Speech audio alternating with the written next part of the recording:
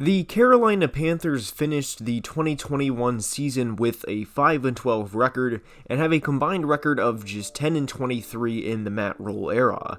They have just one postseason appearance since they lost to the Broncos back in Super Bowl 50, which came in 2017 when they lost in the wildcard round to the New Orleans Saints.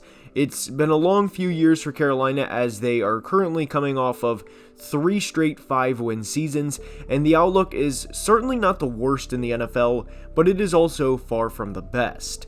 And if things go the Panthers' way in 2022, it's not an exaggeration to say they are a dark horse playoff contender, and we are going to break down the 2022 Panthers season in today's video, and peek a little bit into the future as well, and without further ado, let's begin.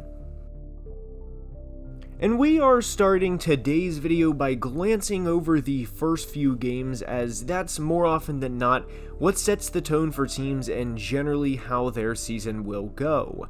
There's a reason very few teams have started out 0-2 and made it to the Super Bowl. And fortunately for Carolina, the early part of their schedule isn't too difficult, at least compared to some other parts. They start out home against the Browns and at the Giants, both of which have strong possibilities of them winning and them ultimately starting out 2-0.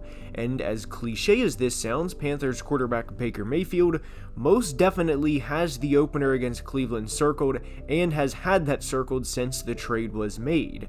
And I would be very surprised if in this game, if he, Christian McCaffrey, and DJ Moore are all healthy, that they find a way to lose, because I do think they will simply outscore a team led by who we believe to be at this point in time Jacoby Brissett.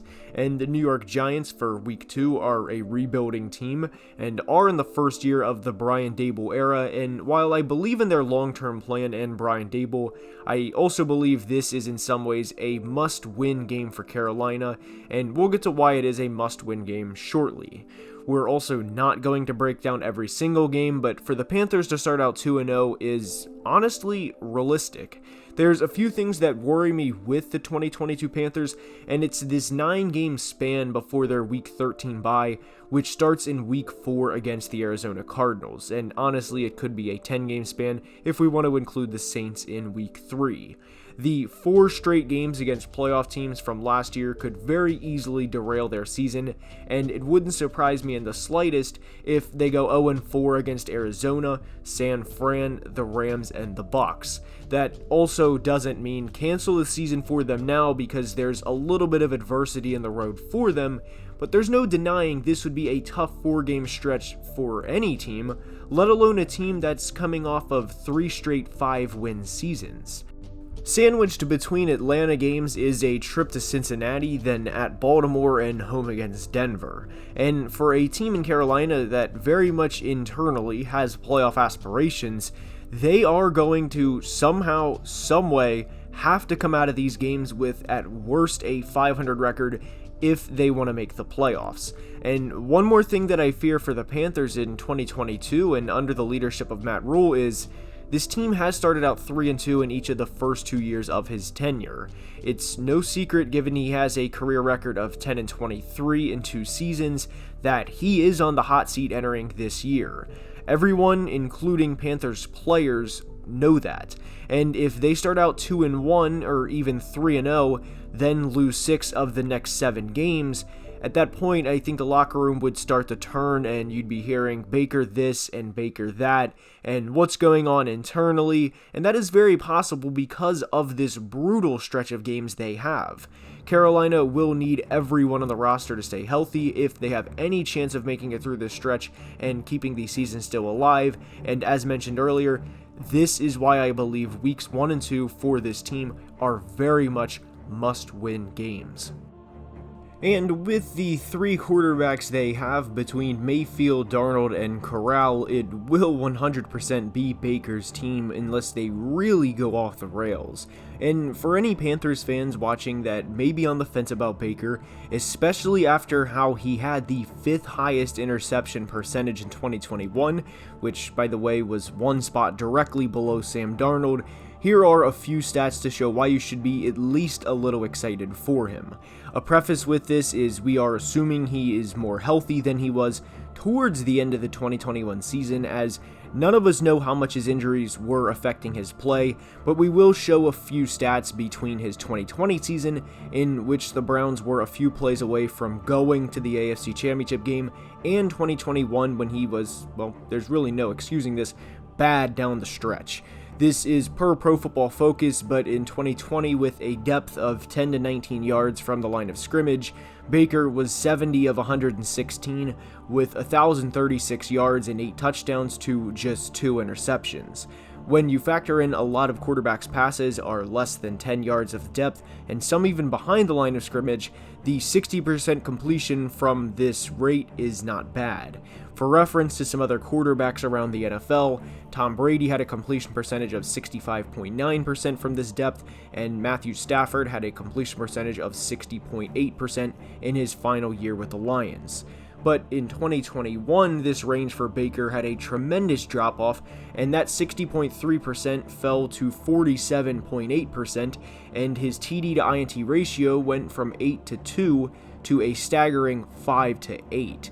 In a lot of ways, this signified how his personal 2021 season went, and the question I have is, why can't Baker get back to his 2020 self?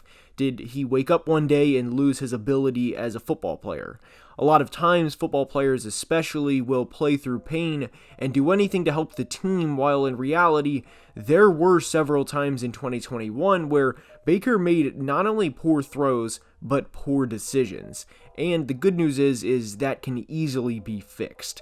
This isn't something where we're asking Baker to do something he isn't physically capable of, like a 60-yard throw on the run you see Patrick Mahomes make.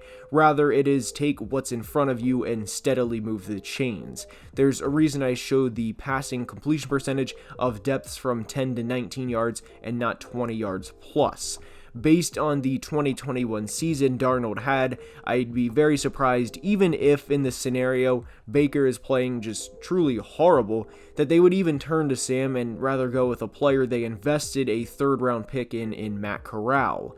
But I do think Baker will play a lot better with the team where there is little pressure in Carolina compared to like it was in Cleveland when they acquired Odell Beckham and the attention that naturally brings in 2019, and the pressure entering 2021 with going back to the playoffs in a very successful 2020 season, then have a string of injuries happen. I do think Baker will be solid for Carolina, and that receiver DJ Moore will be a direct beneficiary of that, and eclipse 1,200 yards for the first time in his career after having 3 straight 1,100-yard seasons. And there is, of course, more than one side of the football, and a big reason why, to me at least, the Panthers are dark horse contenders is the defense is very underrated. Brian Burns is one of the more underrated pass rushers in the entire NFL, and Jeremy Chin is a very good safety as well. And if you did not know, the Panthers finished second in the entire NFL in terms of yards given up in 2021, behind only the Buffalo Bills and exactly one spot ahead of the 49ers. What in a lot of ways sucked for the defense was the rate at which the offense gave the ball away. Carolina finished second worst in the NFL with a minus 13 turnover differential, and for how good their defense was, they were lacking a hair in the turnover department as they only forced 16 turnovers in 17 games, which was tied for 5th fewest in the NFL.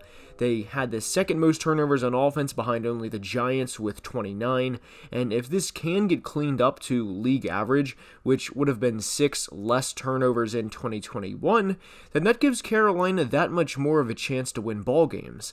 They had 6 of their 12 losses last year be within a score, and don't get me wrong, Carolina got trounced a fair amount of times, like in a 32-6 loss to the Bucs, or in a 25-3 loss to the Giants. But this team is better than 5 wins, and the question is, will they maximize what they can do in 2022, or will they slide to another 5-win season, and will Matt Rhule be 3-out? Unfortunately for the Panthers, if they miss the playoffs, I do think they will not only fire Matt Rhule, but I do think that would also put an end to the Baker Mayfield experiment. Ultimately, I believe they will be in the 7-9 win range, and I really hope we get a full season of Christian McCaffrey and DJ Moore on the field. together. It's been few and far between, but they are two extremely vital players for the franchise's success, and I really hope we can see both of these guys maximize what they can do in the Queen City. And that's all I have for today's video. I hope you enjoyed. If you did, now is the time I ask you to please leave a like and subscribe to the channel, as it would mean the world and help tremendously with the YouTube algorithm. Also, please join the Discord. The link for that is in the bio, and until next time, as always, please be safe and have a great day. Love you guys.